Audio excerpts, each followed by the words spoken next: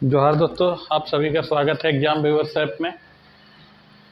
और हम लोग आज डेली करंट अफेयर्स वाले सेक्शन में कल जो हम लोगों ने 25 ऑब्जेक्टिव क्वेश्चन देखा था, सॉल्व किया था, आज उससे आगे देखेंगे। तो 26वां प्रश्न जो हमारा हुआ, open network for digital commerce ONDC, open network for digital commerce किस केंद्रीय मंत्रालय की पहल है? तो ऑप्शन है हमारे वाणिज्य और उद्योग मंत्रालय, MSME मंत्रालय, श्रम और रोजगार मंत्रालय और कौशल और रोजगार मंत्रालय। तो हमारा जो इसका सही उत्तर है ये है वाणिज्य और उद्योग मंत्रालय। तो वाणिज्य, भारत सरकार के वाणिज्य और उद्योग मंत्रालय के द्वारा open network for digital commerce की शुरुआत की गई है, उन्हीं की पहल है, वाणिज्य और उद्योग मंत्रालय की।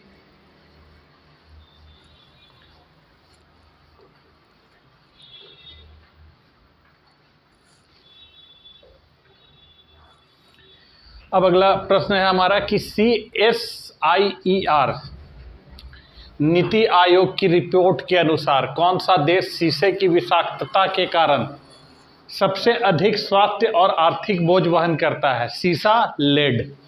तो CSIER और नीति आयोग, इसके अनुसार जो रिपोर्ट दिया गया है, इसमें कौन सा देश है दुनिया में जो लेड के कारण, शीशे की विषाक्तता के कारण जो होने वाली परेशानियां हैं, स्वास्थ्य और आर्थिक परेशानियां, उनसे सबसे ज़्यादा सफ़र कौन करता है?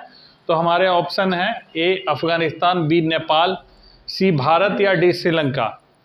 तो हमारा जो सही इसका उत्तर है वो है भारत।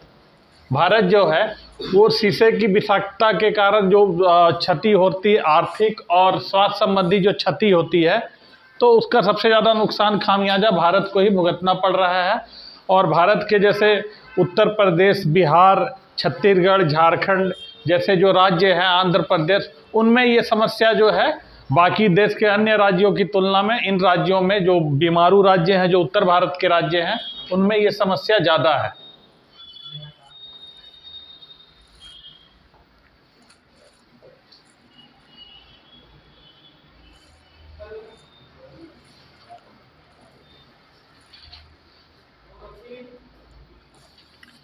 अब आते हैं हम लोग अपने अगले प्रश्न की ओर कि विश्व वन्य जीव कोष द्वारा प्रकाशित लिविंग प्लैनेट रिपोर्ट के अनुसार पिछले 50 वर्षों में, मतलब 1970-72 से लेकर 2022 तक की अवधि में निगरानी वाले वन्य जीवों की आबादी में कितने प्रतिशत की कमी आई है? तो हमारा ऑप्शन है A 34%, B 46%, C 69% या D ऑप्शन 72%। तो हमारा जो सही उत्तर है वो है C 69% जो है पिछले 50 वर्षों में 1970-72 से लेके 2022 तक में पिछले 50 वर्षों में 69% जो है ये जो वन्य जीव हैं, जो निगरानी वाले वन्य जीव हैं, जिन पे परियोजनाएं और विभिन्न देशों की सरकार द्वारा जिनके संरक्षण के लिए विभिन्न परियोजनाएं चलाई जा रही थी, वैसे जीवों के संख्या में पिछले 50 वर्षों में कमी कितनी आई? इनको बढ़ाना था लेकिन कमी आई, 69% की कमी आई है।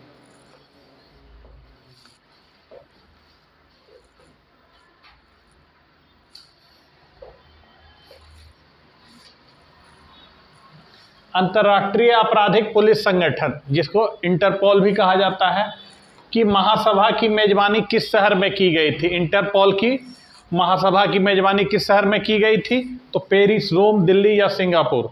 तो इसका सही उत्तर है C दिल्ली। दिल्ली में 1997 के बाद पिछले 25 सालों में ये दूसरा अवसर था जब इंटरपोल की महासभा की बैठक आयोजित की गई।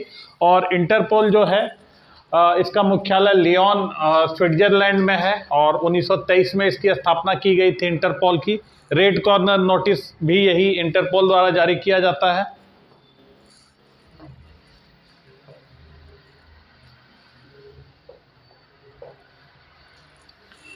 स्टेडफास्ट नून शब्द, स्टेडफास्ट नून शब्द जो है ये किस अंतर्राष्ट्रीय संगठन से संबंधित है? तो स्टेडफास्ट नून जो है ये UN से संबंधित है, नाटो से संबंधित है, SCO से संबंधित है या वर्ल्ड बैंक से संबंधित है? तो जो स्टेडफास्ट नून शब्द जो है वो नाटो से संबंधित है। ऑप्शन इसका सही ऑप्शन क्या हुआ? बी, नाटो से संबंधित है। और नाटो का ये वार्षिक परमाणु अभ्यास है जिसको स्ट्रेटफोर्ड नून कहा जाता है। वार्षिक परमाणु अभ्यास नाटो का।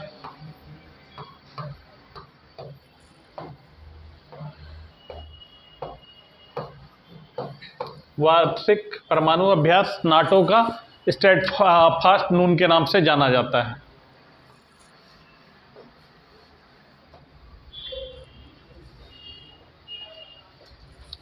हमारा अगला प्रश्न है, हाल ही में रोहतक में आयोजित गोल बॉल नेशनल में किस राज्य ने जीत हासिल की है?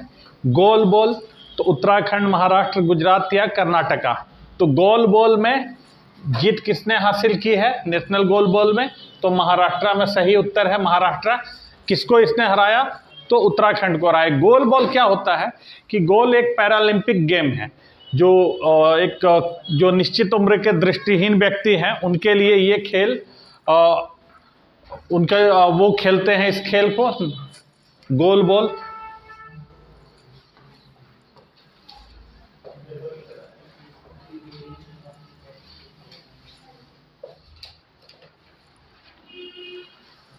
समाचारों में रही किशनगंगा और रातले परियोजनाएं, किशनगंगा और रातले परियोजनाएं किस राज्य केंद्र शासित प्रदेश में अवस्थित है?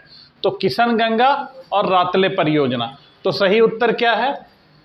जम्मू और कश्मीर। जम्मू और कश्मीर राज्य में जो है ये किशनगंगा और रातले परियोजनाएं स्थित हैं।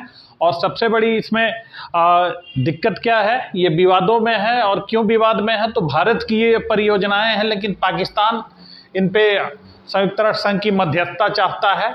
वो चाहता है कि भारत ये परियोजनाएं बंद कर दे, बांध की ऊंचाई कम कर दे।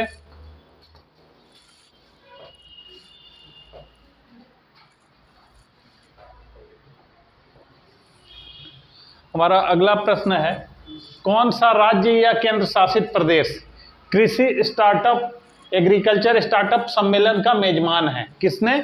एग्रीकल्चर स्टार्टअप जो सम्मेलन था उसकी मेजबानी किसने की है? कर्नाटक ने, नई दिल्ली ने, आंध्र प्रदेश ने या उत्तर प्रदेश ने? तो नई दिल्ली ने। इसकी मेजबानी किसने की है? तो नई दिल्ली ने।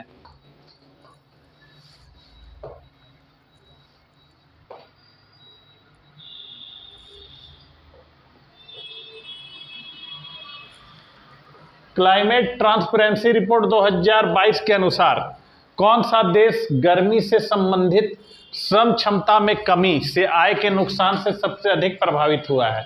तो क्लाइमेट ट्रांसपेरेंसी रिपोर्ट 2022 के अनुसार दुनिया का वह कौन सा देश है जो गर्मी के ज़्यादा बढ़ने से श्रम क्षमता में कमी आती है? हम लोग जानते भी हैं कि ज़्यादा जो गर्म जलवायु वाले देश हैं, जो जहाँ पे आर्द्रता ज़्यादा होती है, गर्मी ज़्यादा होती है, तो वहाँ के लोग ऐसे भी आलसी होते हैं और श्रम क्षमता कम होती है।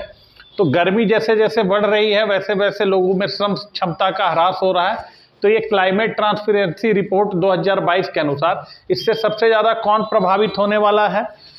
इंडोनेशिया, सऊदी अरब, भारत या संयुक्त अरब अमीरात? तो सर्वाधिक जो इससे प्रभावित होना वो वाला है भविष्य में वो है हमारा देश भारत।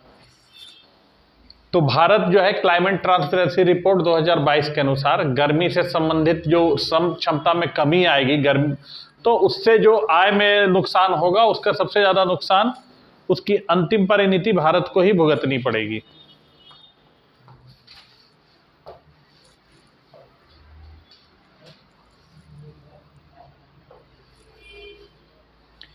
एडल गिव हुरून इंडिया परोपकार सूची 2022 में कौन शीर्ष पर रहा?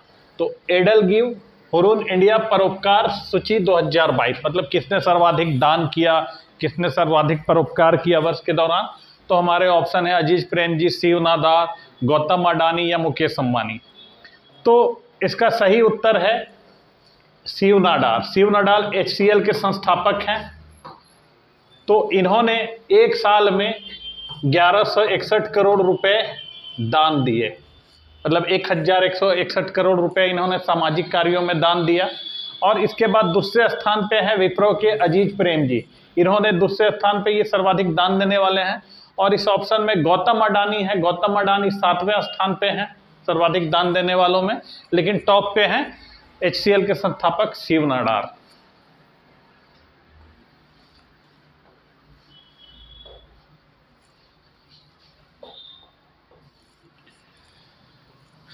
Buxar thermal power plant BTPP, Buxar thermal power plant किस राज्य या केंद्र शासित प्रदेश में स्थित है? तो ये बिहार में अवस्थित है बक्सर थर्मल पावर प्लांट।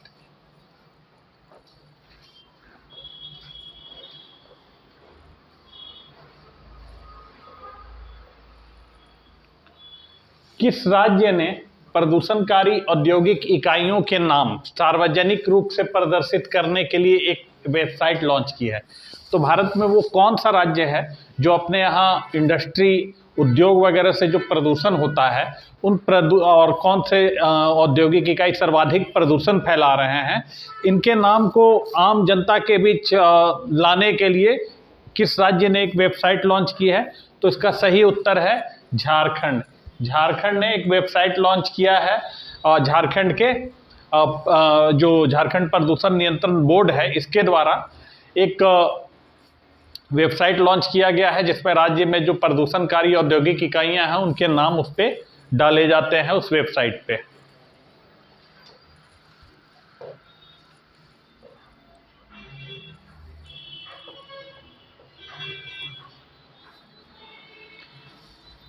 जोस्टेरोप्स परूह बेसर,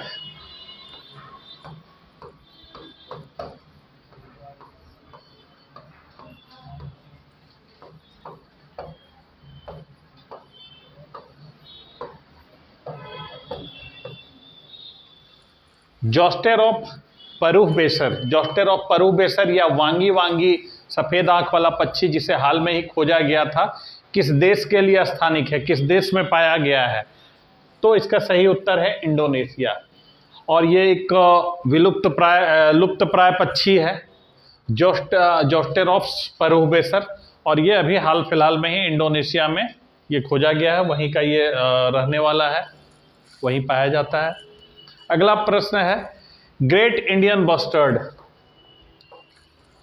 किस भारतीय राज्य या केंद्र शासित प्रदेश का राज्य पक्षी है, राजकीय पक्षी है? ग्रेट इंडियन बस्टर्ड, जिसको हिंदी में बोला जाता है सोहन चिड़िया या सोन चिड़ैया।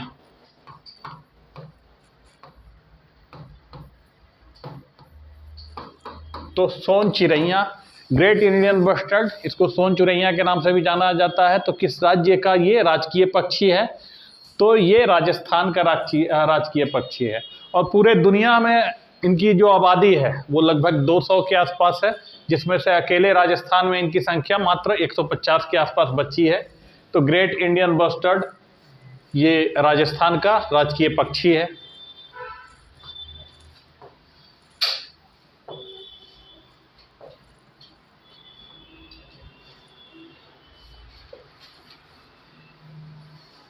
किस देश ने भारत में निहोंसु या शाक, निहोंसु या शाक क्या है? एक मादक पेय है। जिस तरह से यहाँ जो स्थानीय अलग अलग राज्यों में जो मादक पेय होते हैं जिन्हें स्थानीय नामों से जाना जाता है, जैसे झारखंड में हड़िया हुआ या जिसको लोग बियर कहते हैं, उसी तरह से जापान में हुआ निहोंसु या शाक। तो इसके लिए GI टैग के लिए आवेदन किसने मांगा है? तो यह है जापान ने। जापान ने, किस देश ने भारत में निहोंसु या शाक के लिए भौगोलिक संकेतक GI टैग की मांग की है, के लिए आवेदन डाला है? तो यह है जापान। और ये निहोंसु शाक क्या है? एक मादक पेय है जो वहाँ प्रयोग किया जाता है। ये इसका निर्माण चावल, पानी और एक कवक के मदद से किया जाता है, बनाया जाता है ये।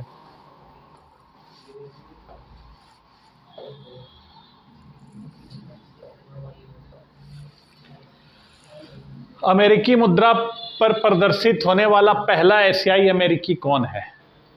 तो एक डॉलर के सिक्के में, डॉलर के कॉइन में इनको जो इस एशियाई व्यक्ति, इस एशियाई अमेरिकी की का चित्र प्रदर्शित किया गया है। तो कौन है वो? तो ये है option A Anna may Wong. Anna may Wong कौन है? तो ये हॉलीवुड की पूर्व अदाकारा थी, अब दिवंगत हैं। तो अन्ना मे वोंग इनको अमेरिकी मुद्रा पर प्रदर्शित किया गया है। ये पहले एशियाई अमेरिकन है अमेरिकी मुद्रा पर।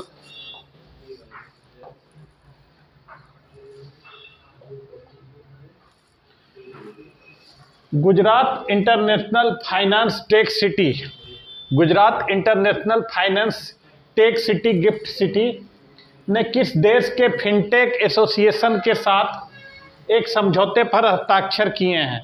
तो Gujarat international finance tech city gift city ने किस देश के फिनटेक एसोसिएशन के साथ एक समझौते पर हस्ताक्षर किए हैं? तो कौन सा देश के साथ? तो जापान के साथ। सही उत्तर क्या है? जापान।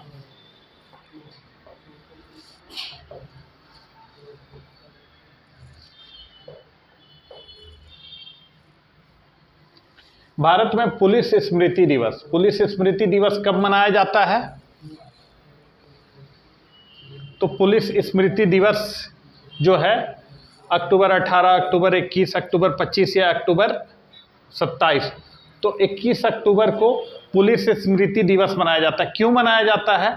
तो 21 अक्टूबर 1959 को लद्दाख क्षेत्र के लद्दाख क्षेत्र में क्या हुआ था कि सीआरपीएफ के उस समय सीआरपीएफ के जवान थे, वो गश्त लगा रहे थे और चीनी हमले में इन 10 की मृत्यु हो गई थी 21 अक्टूबर 1959 के। तो मतलब लद्दाख के हॉट स्प्रिंग क्षेत्र में। तो उन्हीं 10 पुलिसकर्मियों की स्मृति में, उन्हीं की याद में हमारे देश में पुलिस स्मृति दिवस मनाया जाता है।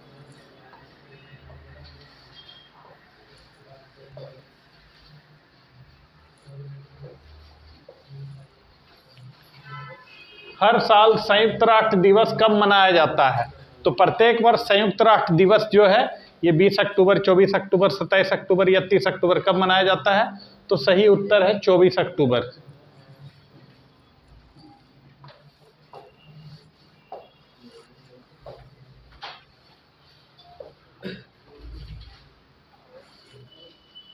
किस राज्य या केंद्र शासित प्रदेश ने समृद्धि एक बार की समृद्धि क्या है? तो एक बार की संपत्ति कर माफी योजना है। मतलब बहुत सारे टैक्स वगैरह अगर जनता का बचा हुआ है, चाहे नगर निगम हो, नगर पालिका हो, इन सबों में, तो इसके लिए एक ऑफर निकाला गया है जिसका नाम रखा गया है समृद्धि। एक बार की मतलब इस पे कि आपका अगर ऋण ज़्यादा है, लोन ज़्यादा है आपको देना, तो एक बार में आप कम करके एक मुफ्त आप दे के और उससे मुक्ति पा सकते हैं, छुटकारा पा सकते हैं।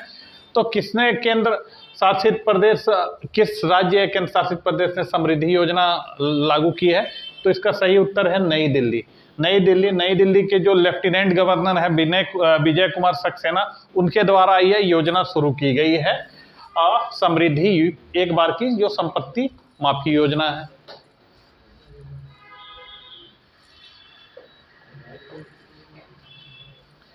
खबरों में रही अपर भद्रा योजना, अपर भद्रा योजना किस राज्य या केंद्र शासित प्रदेश की परियोजना है?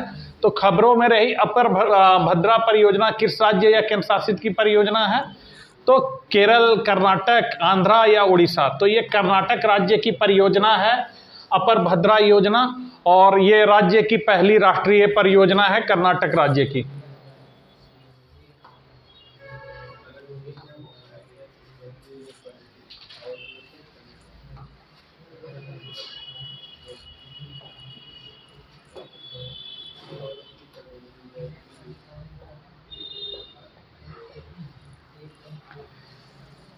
किस देश ने 2023 में नए और पुनर्निर्मित जीवाश्म ईंधन, किस देश ने 2023 में नए और पुनर्निर्मित जीवाश्म ईंधन से चलने वाली बिजली उत्पादन इकाइयों के लिए नए उत्सर्जन मानक पेश किए हैं? तो कौन सा ये देश है जिसने 2023 में नए और पुनर्निर्माण जीवाश्म ईंधन से चलने वाली बिजली उत्पादन इकाइयों के लिए नए उत्सर्जन मानक पेश किए हैं? कौन सा ये देश है? तो ये देश है सिंगापुर। सिंगापुर ने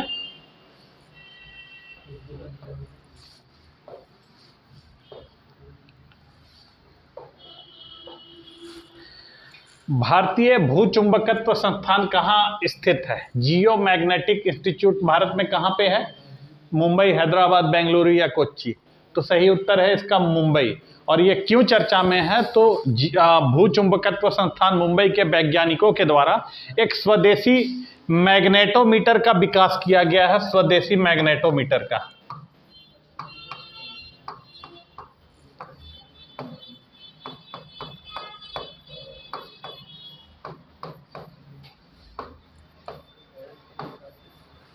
मैग्नेटोमीटर, स्वदेशी मैग्नेटोमीटर का विकास किया गया है।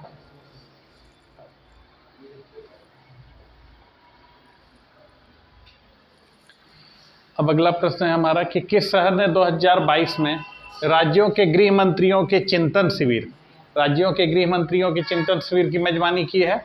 तो मुंबई है, गांधीनगर है, फरीदाबाद है या हैदराबाद है? तो सही उत्तर है फरीदाबाद। फरीदाबाद, हरियाणा का फरीदाबाद जो है, इसने 2022 में राज्यों के गृह मंत्रियों के चिंतन शिविर की मेजबानी की थी और इसमें 8 राज्यों के मुख्यमंत्री और लगभग 16 राज्यों के गृह मंत्री और उप मुख्यमंत्री इसमें उन्होंने भाग लिया था और इसकी अध्यक्षता की थी देश के गृह मंत्री अमित शाह के द्वारा।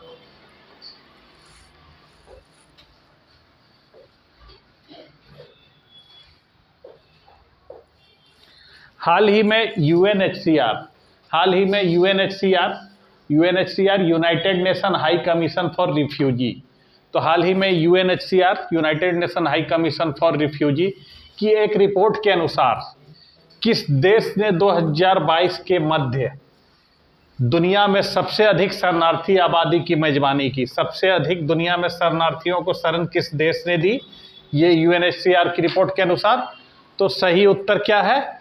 तुर्की।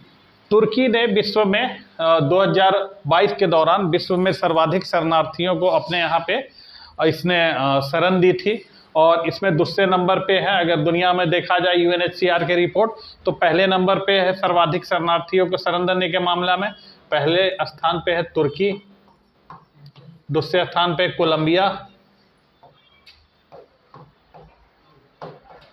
कोलंबिया और तीसरे स्थान पे है जर्मनी। तो दुनिया में ये 3 टॉप मोस्ट कंट्रीज हैं जो सर्वाधिक शरणार्थियों को जिन्होंने 2022 के दौरान शरण दी थी। तो ये रहा हमारा आज का करेंट, हम लोग फिर नेक्स्ट क्लास में देखेंगे।